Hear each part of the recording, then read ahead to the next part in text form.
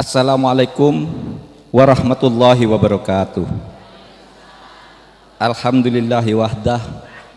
Assalatu wassalamu ala man la nabiyya ba'dah. Sayyidina Muhammadin sallallahu alaihi wasallama wa man tabi'ahudah.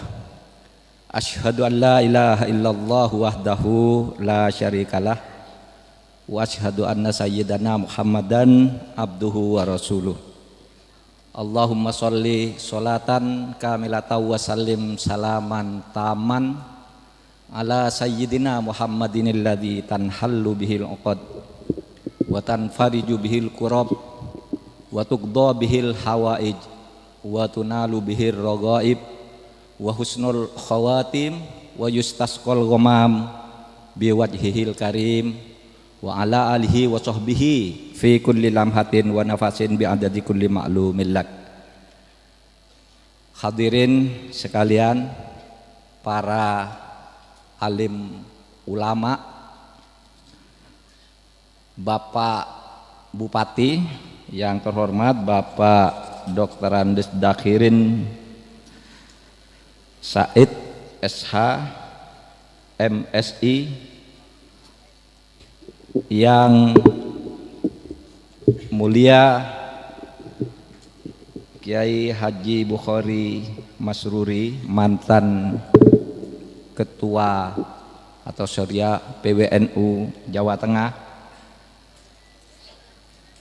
Habib Ali Zainal Abidin yang terhormat, juga Ketua Takmir Masjid Demak Dr. Andes Kiai Haji Muhammad Asyik, kemudian Kiai Haji Nurul Huda MA, pengurus Mustasyar NU cabang Demak, tak ketinggalan Kiai Haji Yusuf Khudori dan yang lain-lain.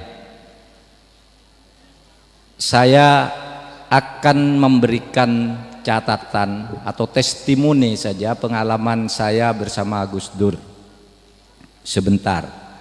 Nanti nasihatnya, tausiahnya nanti bisa disampaikan lebih banyak oleh Kiai Bukhari Masruri.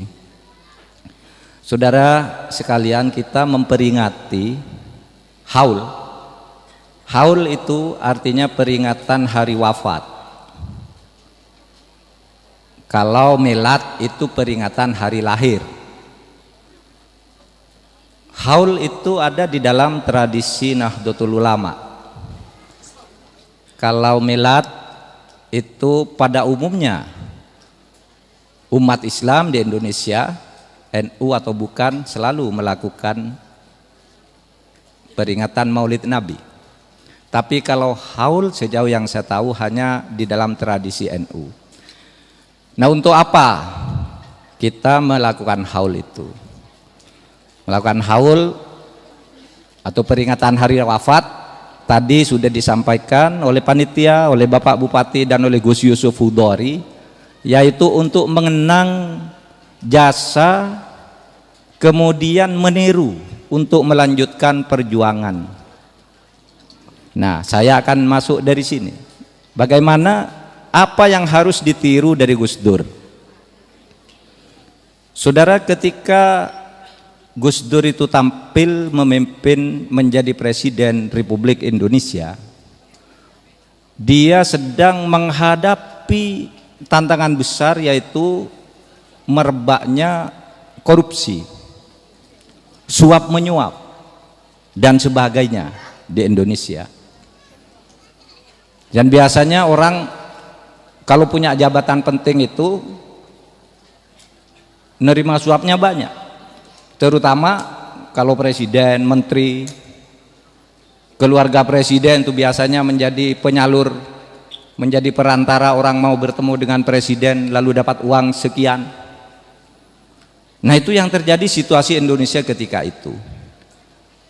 Sehingga suatu saat saya kaget luar biasa ketika pada suatu pagi saya ditelepon oleh Menteri Sekretaris Negara, oleh Bapak Johan Effendi. Katanya, Pak Mahfud, Pak Mahfud diundang oleh presiden ke istana hari Sabtu jam 8. Saya kaget luar biasa pertama, karena saya kenal baik dengan Gus Dur, tapi saya tidak tahu kalau Gus Dur itu kenal dengan saya. Kalau seluruh orang Indonesia kenal Gus Dur itu biasa, karena beliau sering pidato di mana-mana, ada di koran, ada di televisi. Jadi saya kenal. Tapi saya sungguh tidak tahu Gus Dur itu kenal saya, karena pada saat itu saya sudah 16 tahun tidak bertemu Gus Dur, dan ketika bertemu 16 tahun sebelumnya itu, saudara, saya hanya bertemu di dalam acara-acara seminar. Waktu itu saya mengundang beliau ke UII, lalu saya katakan, Gus, ini UII Jogja ini yang mendirikan ayahnya Gus Dur, Kyai Wahid Hasyim. Tetapi dikesankan kok UII ini seakan-akan universitasnya Muhammadiyah, saya bilang. Coba Gus Dur datang ke kampus saya ini orang NU yang belajar di UII. Nah, disitulah saya kenal dengan Gus Dur pada tahun 83, akhir sampai awal 84. Nah, tiba-tiba ketika Gus Dur jadi presiden mengundang saya ke istana, dan kemudian Gus Dur itu meminta saya menjadi menteri. Pak Mahfud, antum saya angkat menjadi menteri, katanya. Saudara, saya kagetnya apa? Ternyata bagi Gus Dur tuh jadi menteri tidak perlu kolusi. Saya tidak punya uang sepeser pun waktu itu tiba-tiba diangkat menjadi menteri, padahal waktu itu di koran-koran 2 hari sebelum saya dipanggil oleh Gus Dur itu, koran Rakyat Merdeka itu menulis tarif untuk menjadi menteri 3 miliar melalui orang dekat-dekatnya Gus Dur, si A si B gitu. Kalau jadi menteri hubungi ini, nanti disampaikan Gus Dur tarifnya sekian. Tiba-tiba Gus Dur mengundang saya, dan tidak ada yang bisa menjadi perantara, dan sama sekali tidak bicara uang. Tiba-tiba saya percaya antum jadi menteri pertahanan. Saya bilang, menteri pertahanan Gus, Bapak Presiden? Bukan, menteri pertahanan, katanya. Saya sendiri waktu itu sangat kaget karena diberi jabatan itu. Tetapi yang terpenting, saudara, Gus Dur itu bersih itu dari kolusi, korupsi dan sebagainya ketika memimpin negara ini. Nah, ini yang harus dicontoh ketika kita mengadakan haul. Cara memimpin seperti Gus Dur itu memilih menteri pembantu itu bukan kolusi, bukan melalui perantara bayar uang, bayar itu melalui si ini si itu. Tidak ada bagi Gus Dur. Nah, waktu itu memang ada kejadian yang sangat menyakitkan bagi warga NU, di mana Gus Dur itu dituduh korupsi dalam kasus Brunei. Sumbangan Sultan Brunei 14 miliar dan 35 miliar korupsi di Bulog. Jadi ceritanya begini, karena ini penting. Masih banyak orang yang salah sangka seakan-akan Gus Dur itu terlibat dalam kasus itu. Jadi ceritanya begini, suatu saat wakil ketua Bulog, namanya Sapuan, itu minta menghadap Gus Dur, karena kan seorang wakil ketua itu ingin ketemu, kan kalau ketemu presiden hebat lah. Lalu diantarkanlah oleh teman Gus Dur namanya Suwondo. Teman Gus Dur ini sebenarnya ya teman-teman ya orang biasa saja yang kalau datang ke Gus Dur disuruh mijeti, tukang pijitnya Gus Dur ini. Karena Gus Dur itu meskipun presiden terbuka nerima siapa saja, ketika seorang tukang pijitnya ingin menghadap oleh Gus Dur dipanggil, masuk, ini kan teman saya gitu. Kan beda dengan presiden lain. Kalau Gus Dur itu, kalau presiden lain itu siapa dulu tamunya, kalau orang cuma orang-orang sembarangan tidak diterima. Tapi kalau Gus Dur siapa itu, suruh masuk. Masuklah bersama si Sapuan. Lalu terjadilah cerita, pada waktu itu negara perlu dana banyak, jadi kita harus bekerja keras, berhemat, kata Gus Dur. Nah tiba-tiba beberapa hari kemudian ada berita bahwa Sapuan ini mengeluarkan dana untuk Gus Dur 35 miliar. Diserahkan kepada siapa? Diserahkan kepada Suwondo. Gus Dur ini tidak tahu menahu bahwa ada fotonya Suwondo dan Sapuan dengan Gus Dur, iya, karena dia ke istana. Tetapi sesudah pergi dari istana itu, Suwondo itu main sendiri dengan Sapuan itu. Suwondo mengatakan bahwa Gus Dur perlu uang sekian, lalu dikeluarkan oleh Sapuan itu dan diambil sendiri. Gus Dur yang dituduh, sampai akhirnya timbul pansus memorandum yang menjatuhkan Gus Dur sebagai presiden. Maunya menjatuhkan Gus Dur sebagai presiden, padahal sesudah diperiksa dari berbagai segi, Gus Dur itu bersih. Makanya sesudah diadili, Suwondonya dihukum, Sapuannya dihukum, Gus Durnya sudah diperiksa oleh Jaksa Agung. Waktu itu saya ikut dalam proses pemeriksaan itu, bersih, tidak ada bukti sama sekali keterlibatan itu. Dan di pengadilan juga Sapuan mengatakan hanya menyerahkan ke Suwondo. Suwondo juga mengatakan tidak pernah menyampaikan ke Gus Dur. Tetapi Gus Dur di dalam memorandum itu disebut patut diduga turut terlibat sehingga diberi memorandum. Itu kesalahan hukumnya, karena menurut hukum seorang presiden itu hanya kalau benar-benar terlibat itu baru diberi memorandum. Gus Dur itu tidak terlibat, hanya patut diduga karena temannya Suwondo dan ada fotonya, lalu dikatakan patut terlibat dan diberi memorandum 1, memorandum 2. Pembelaannya tidak diterima oleh para pemain politik yang tidak berdaya bermain politik kotor di lingkungan istana, di Senayan dan sebagainya. Yang kasus Brunei Darussalam. Brunei Darussalam itu jadi begini ceritanya. Sultan Brunei itu mengirim uang kepada Gus Dur melalui Aryo Wowor sebagai zakat keluarga kerajaan. Oleh Gus Dur, uang itu kemudian diperintahkan diserahkan ke Yayasan Aswaja di Aceh. Afdol Yasin namanya yang menerima, ketua Yayasan Aswaja itu sebagai orang NU di sana. Disuruh untuk menyelesaikan gam-gam yang mau melawan pemerintah itu. Nah lalu ini disalahkan lagi oleh DPR, kok tidak dilaporkan ke negara? Loh itu kan bukan antar negara. Negara tidak pernah kirim surat secara resmi kepala negara apakah menteri ke Sultan Brunei, tapi dia membagi zakatnya karena tahu bahwa di Indonesia sedang terjadi kesulitan ekonomi dan tahu bahwa presiden itu seorang ulama. Dikirimkan ke Gus Dur dana itu, lagi-lagi disalahkan sampai akhirnya Gus Dur dijatuhi memorandum 2. Tetapi sebelum proses penjatuhan Gus Dur itu terjadi, terjadi peristiwa lain di mana Gus Dur dijatuhkan lebih cepat karena alasan lain, bukan karena soal dana Bulog dan bukan karena soal dana dari Brunei. Nah, saudara, saya ingin mengatakan di sini sebagai pemimpin, Gus Dur dalam kesaksian saya itu sangat bersih dari hal-hal seperti itu. Itu sebabnya karena dia sangat bersih dimusuhi oleh orang-orang yang tidak bersih.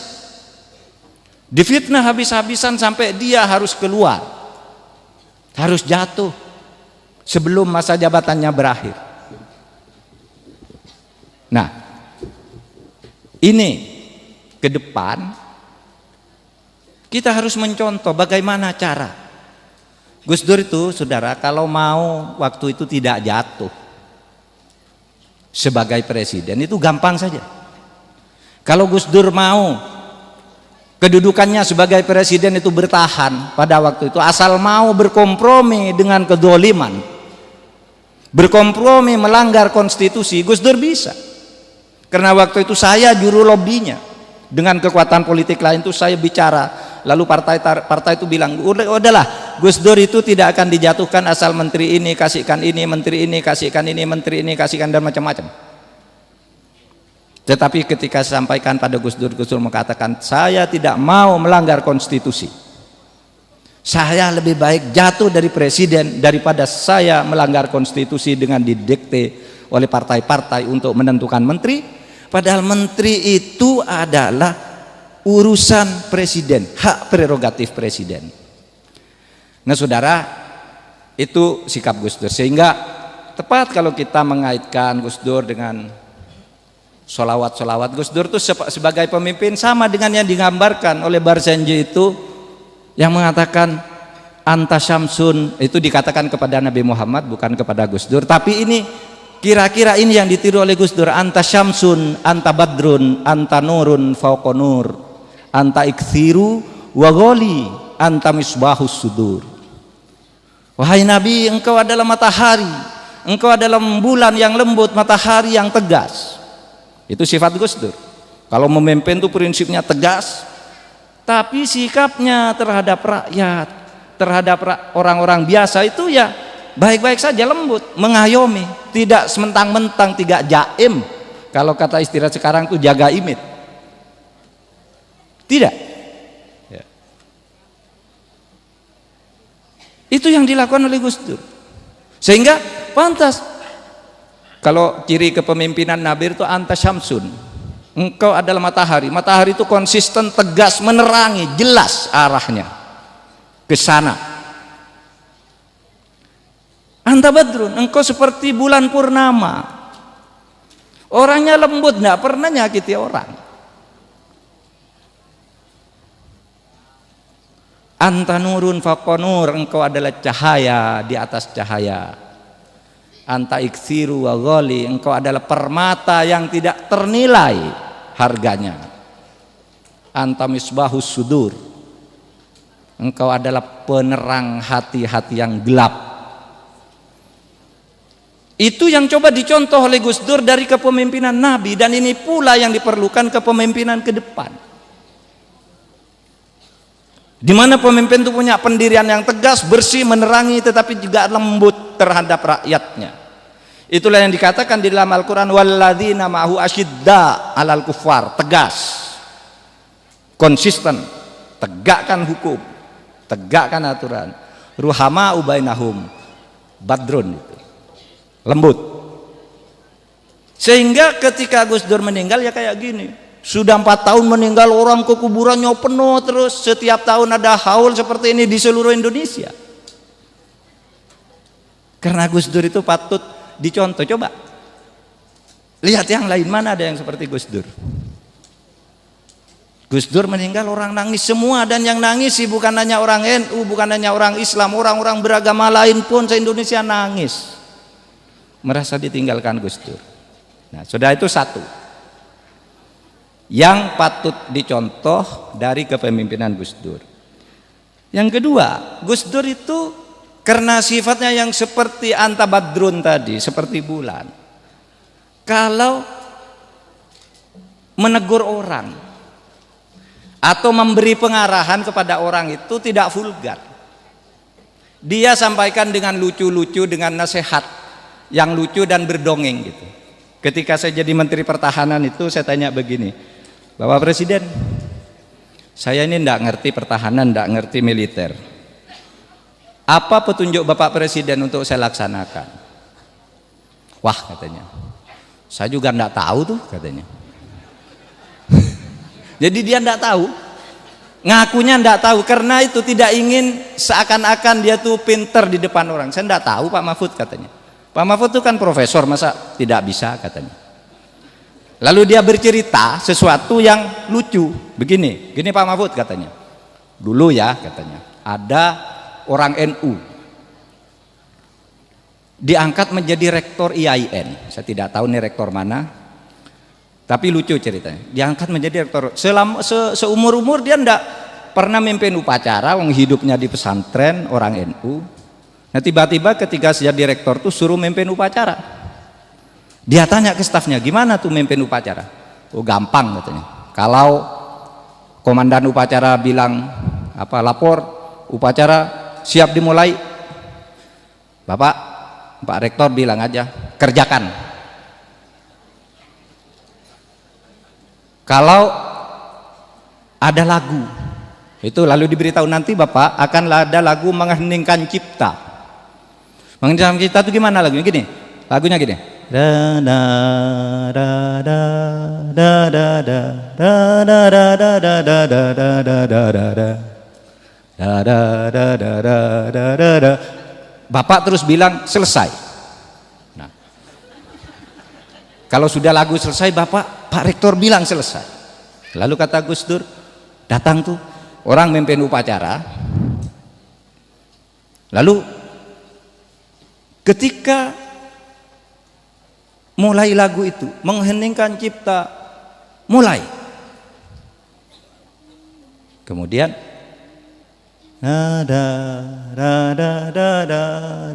selesai katanya.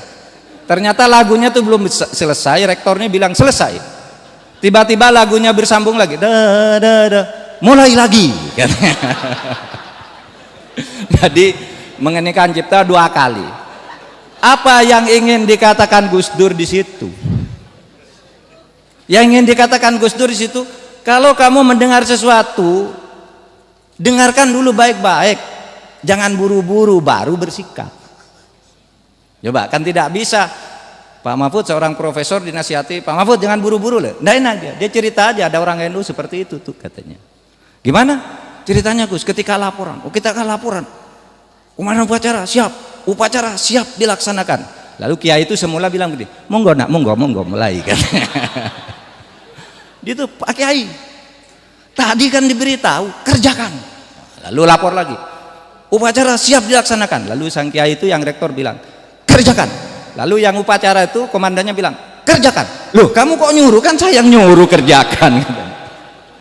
Nah, itu caranya Gus Dur itu memberi nasihat, tidak pernah nyakiti orang lain, dengan guyon aja. Bagaimana caranya ngambil keputusan yang tepat? Kata Gus Dur, agar seorang pemimpin itu tegas, ngambil keputusan itu tidak ragu, tidak diombang-ambingkan oleh opini. Gus Dur bercerita begini kepada saya waktu itu, Pak Mahfud katanya, gini loh, dulu waktu Pak Harto menjadi presiden awal-awal itu di tahun 67, Pak Harto itu mempunyai 2 ajudan. Yang satu ajudannya tentara, yang satu ustadz. Gimana Gus? Tentara kan ustadz kan beda tuh katanya. Kalau tentara itu memulai segala sesuatunya memulai dari yang kiri. Misalnya maju jalan kiri, yang jalan dulu. Kalau ustadz itu harus mulai dari yang kanan. Karena Nabi mengajarkan makan, melangkah gitu, masang baju, lengan, itu mulai dari yang kanan, yang sunnah. Tapi kalau tentara mulai dari yang kiri. Sehingga suatu saat Presiden Soeharto mau pergi ke suatu tempat. Ketika kakinya mau naik yang kanan, sama tentara dipegang, jangan Pak, ini tentara. Mulai dari tangan kiri, dari kaki kiri. Ketika kaki kiri mau mulai, si ustadz yang pegang kakinya presiden, jangan Pak, menurut Nabi harus mulai dari yang kanan. Terus kanan kiri, Butin itu sudah duduk di dalam. Ini apa sih kok ribut? Lalu Butin turun, apa ini kok Pak Harto ndak naik-naik? Kata si tentara, Pak, mau diizin Bu, ini Bapak mau naik dari kanan, tidak boleh. Tentara harus dari kaki kiri. Si ustadz bilang, ndak boleh Bu, menurut sunnah Nabi mulai dari kanan. Lalu Butin, memang apa-apaan kamu? Apa Pak Harto suruh rompat sama kamu? Ayo Pak, naik katanya. Didorong Pak Harto tidak tahu lagi apa naik kanan apa naik kiri, pokoknya masuk. Itu artinya apa? Kata Gus Dur, mengambil keputusan jangan terombang-ambing oleh orang lain. Anda harus punya pendirian. Kalau Anda sudah punya pendirian, pertahankan pendirian itu. Jadi Gus Dur itu banyak cerita-cerita lucu gitu, tetapi sebenarnya ingin memberi pesan moral. Bagaimana mengatur negara ini dengan enak. Pertama, kebersihan, ketegasan. Yang kedua, dia tidak sewenang-wenang terhadap orang lain. Pernah. Yang ketiga itu kan Pak Mahfud katanya. Ini ada cerita. Kenapa? Ini zaman reformasi katanya. Kan kiai yang seumur-umur itu dulu ditekan oleh Orde Baru, ndak ngerti politik, ndak ngerti pemerintahan. Tiba-tiba katanya PKB menang pemilu. Banyak kiai yang dulunya ndak ngerti urusan politik, ndak ngerti apa-apa, harus duduk di DPR. Terus gimana Gus? Lalu bercerita Gus Dur, gini katanya, ada kiai dari Madura katanya. Nah, saya dicintai kiai Madura karena saya orang Madura mungkin, lalu ceritanya kiai Madura. Gimana Gus? Kiai itu berangkat ke Jakarta naik pesawat. Itu untuk pertama kali kiai itu naik pesawat sejak hidup. Sebelumnya karena zaman Orde Baru ndak mungkin naik pesawat. Dia sekarang mau dilantik anggota DPR. Naik pesawat. Lalu tiba-tiba sesudah duduk di dalam, pramugari itu mengumumkan, para penumpang yang terhormat, pesawat akan segera take off. Harap semua penumpang memakai sabuk pengaman masing-masing. Pakai seat belt. Semua pakai, yang kiai ini ndak pakai. Didatangi sama pramugari, Pak, Bapak ini mau terbang, pakai tuh sabuknya. Untuk apa sabuk? Ya untuk pengaman loh. Dan dibuka bajunya, saya sudah punya sabuk sendiri bawa dari rumah. Jadi ditunjukkan sabuknya yang besar itu, nih saya sudah bawa sabuk sendiri katanya. Bukan Pak, ini untuk pesawat, ini pasang, ini cara memasangnya begini, masukkan begini, kalau mau dikendorkan tarik begini. Nah, rupanya pramugari ini tidak beritahu cara membukanya. Lalu dipasang, sesudah tiba, para penumpang silakan turun. Nah yang lain tuh turun semua buka sabuk, yang ini tidak bisa buka. Gimana dibukanya? Kata sang kiai ini kan tidak pernah naik pesawat, tidak pernah naik pesawat, gimana dibukanya? Semua orang sudah habis ditanya oleh pramugari, Pak, kok tidak turun Pak? Dia malu kan mau bilang tidak bisa buka pesawat, tetapi dia tadi diberitahu cara mengendorkan saja. Maka dikendorkan, sabuk pesawat itu dikendorkan, lalu dia keluar dari sini. Nah itu ceritanya Gus Dur. Jadi sama Gus Dur tuh enak, programnya serius, gitu, jelas arahnya, tetapi dengan cara enteng, tidak membebani orang, dengan cara bergurau. Ini kan harus diingat juga nih, ada caleg DPR RI dari sini, Fathan Subhi. Nanti kalau naik pesawat ke Jakarta jangan gitu Pak Fathan ya. Ini caleg dari PKB. Kemudian ada Ida Nur Saadah juga caleg. Kalau dari Demak ke Semarang kan tidak usah naik pesawat. Tetapi nanti pesawatnya dari Semarang ke Jakarta atau kemana. Apa? Itu artinya harus membekali diri dengan soal-soal kecil sekalipun sebelum Anda melakukan sesuatu. Itu pesannya Gus Dur di dalam kepemimpinan itu. Nah, saudara, saya pendek saja. Yang paling berkesan bagi saya, saudara, ketika Gus Dur itu akan jatuh sebagai presiden, lalu kami ini teman-teman dekatnya bersepakat, ya, bersepakat. Saya, Khofifah, Alwi Shihab, Muhaimin Iskandar, kemudian Yeni Wahid, itu bersepakat. Ini Gus Dur ini suka menerima masukan-masukan tidak benar habis sholat subuh. Jadi hari sholat subuh itu dia banyak sekali tamu yang tidak jelas, memberi informasi, lalu kadang-kala memberi komentar terlalu cepat. Oleh sebab itu kami berlima itu diberi tugas gantian. Oh, satu Pak Zarkasih Nur, ada 6 mantan Menteri Koperasi itu, yang sama-sama orang NU lah semua. Pokoknya hari ini Pak Mahfud, hari ini Pak Alwi, hari ini Yeni, hari ini Khofifah, gantian lah. Agar Gus Dur itu tidak didekati oleh sumber informasi yang salah. Nah saudara, saya menjadi tahu setiap pagi Gus Dur itu, ya, Gus Dur itu telepon-teleponan dengan kiai-kiai, dengan Kiai Abdullah Fakih, dengan Kiai Fuad Hasim, pokoknya berdiskusi-diskusi gitu. Jadi hubungannya dengan kiai itu lancar, gitu. Tetapi juga Gus Dur itu di istana itu rame dengan sholawat kayak gini. Cucunya melahirkan sholawat. Subuh-subuh itu kalau sedang berdendang sendiri dia baca sholawat-sholawat kayak gini tadi, kayak yang dibacakan tadi. Bahkan di mobil pun beliau baca sholawat. Sampai saya berdiskusi dengan Gus Dur tentang sholawat itu. Pak Mahfud katanya, tahu enggak itu sholawat Itu sholawat itu untuk membangun semangat. Untuk membangun semangat juang seperti yang dilakukan oleh Nabi. Oleh sebab itu perbanyaklah baca sholawat. Karena sholawat itu mengingatkan Anda kepada Nabi. Dan Allah juga akan memberi sentuhan-sentuhan agar Anda selamat. Bacalah sholawat yang banyak. Nah itu maka Gus Dur itu suka baca sholawat. Saya punya rekaman sholawat dengan Gus Dur. Karena pada waktu itu Gus Dur sholawatnya mau didengarkan gitu. Lalu Gus Dur bilang, saya tidak biasa rekaman pakai musik, kata Gus Dur. Lalu, ya Pak Mahfud ikut nyanyi. Nanti kalau Pak Mahfud bisa saya akan coba. Akhirnya saya rekaman duluan. Yang saya pakai Ya Sayyidi itu. Kan gampang itu, ya Sayyidi ya Rasulullah ya man lahul jah indallah innal musiina qad ja'u dzambi astaghfirunallah. Loh kalau cuma gitu saya bisa, kata Gus Dur. Nah, iya nyanyi Gus. Lalu Gus Dur pakai lagu Sholawat Badar. Apa ini Sholawat Badar? Nah, saya ceritakan dulu sebelum itu.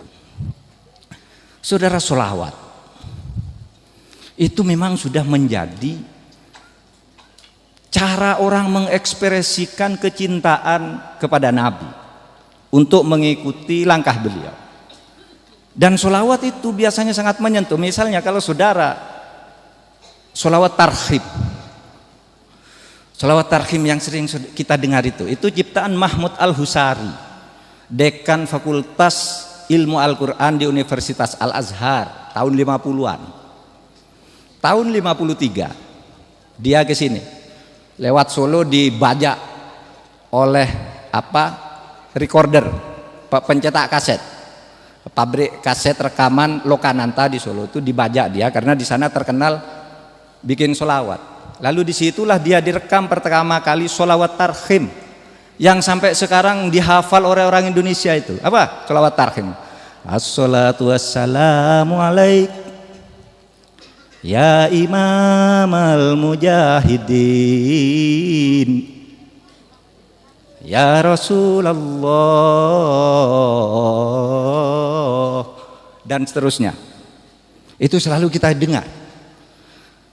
Jadi sholawat itu rasa, wahai sholawat dan salam bagimu wahai Rasul, wahai pemimpin pejuang-pejuang agung. Coba, indah sekali. Apalagi ketika sampai ke refrennya, wa taqaddamta bis sholati fa sholla kullu man fis sama wa antal imam. Muhammad, ketika engkau mi'raj, kamu memulai sholat, wa taqaddamta bis sholat fa sholla kullu man fis sama, seluruh penghuni langit dan bumi alam semesta ikut bersolat. Fasolla kullu man fis sama wa antal imam, dan alangkah indahnya engkau ternyata menjadi imam dari gerakan alam semesta ini. Itu pujian kecintaan kepada Rasul. Atau saudara tahu sholawat burdah yang tadi juga dibacakan. Sholawat burdah itu adalah karya Al-Busiri. Al-Busiri ini seorang penyair muslim yang lumpuh, kakinya lumpuh, sehingga setiap hari karena tidak bisa pergi, tiap hari nulis syair dalam bahasa Arab, dan puji-pujian terhadap Nabi ditulis terus di dalam syairnya itu, sehingga pada suatu saat beliau bermimpi bertemu Nabi. Ketika sedang nulis, Nabi melambai begitu, lalu Al-Busiri ini lari, wahai Nabi, alangkah bahagia engkau bisa datang kepadaku. Dia lari-lari lalu terbangun. Ketika terbangun itu lumpuhnya sudah sembuh. Yang sembuh lumpuhnya itu bukan mimpi, sungguhan sembuh sesudah itu. Ketika dia melihat Nabi melambai-lambaikan burdah, selendang, Nabi alangkah bahagia saya bisa bertemu engkau, engkau datang kepadaku. Al-Busiri lari, ngejar, kemudian terbangun. Nabi tidak ada, tapi dia bisa berjalan. Sesudah itu dia menulis sholawat burdah yang sangat terkenal itu, yang di Indonesia banyak dihafal di pesantren-pesantren. Ingat sholawat burdah? Maulaya sholli wa sallim daiman abada ala habibika khairil khalqi kullihim.